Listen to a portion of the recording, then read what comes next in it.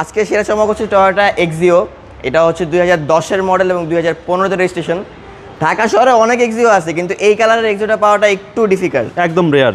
একদম রেয়ার। আর এই গাড়িতে থাকছে হলো প্রজেকশন হেডলাইট, এবং গাড়িটা একদম সামনে থেকে পিছনে পর্যন্ত একদম ভালো কন্ডিশনে আছে। মানে এটা একটা ফ্যামিলি ইউজ কার, কারণ হচ্ছে যে এই কালারের গাড়ি কখনো রেন্টে কারে ইউজ হবে না, এটা আপনি ধরে নিতে পারেন। এবং গাড়ির ইন্টেরিয়রটা অনেক ফ্রেশ। একটা মনে করেন রেন্টে কারে চলিত গাড়ির ইন্টেরিয়র এত ফ্রেশ থাকাটা আসলে ইম্পসিবল, এটা আসলে ফ্যামিলি চলিত গাড়ি। এবং এই গাড়িটা হচ্ছে ডিওএইচএস এর ভেতরে চলছে। টায়ার সাপোর্টটা ভালো দিবে। টায়ার 4টা টায়ারই অনেক ভালো কন্ডিশনে আছে, দেখলে বুঝতে পারবেন। এবং পিছন থেকে পিছনের গ্লাস, ব্যাকলাইট সবকিছু এখন অরিজিনাল আছে। এবং এই গাড়িটা 60 লিটার সিএনজি কনভার্টেড। যেহেতু এখন দেশে তেলের সংকট, সেই ক্ষেত্রে আপনারা সিএনজি করা গাড়ি কিনে আরাম করে চালাতে পারবেন, নো টেনশন। No tension. পিছনের পাটা দেখেন, এক্সিও গাড়ির পিছনে এতটা ফ্রেশ পাওয়াটা টাফ।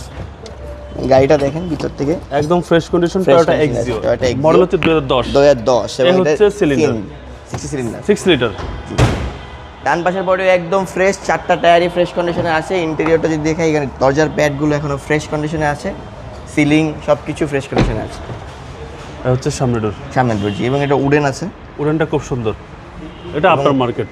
হ্যাঁ, এবং এটা হচ্ছে যে স্টিয়ারিং কন্ট্রোলার আসছে জাপান থেকে। জি জি। গাড়ির ইঞ্জিনটা আপনাদেরকে দেখাই দিই।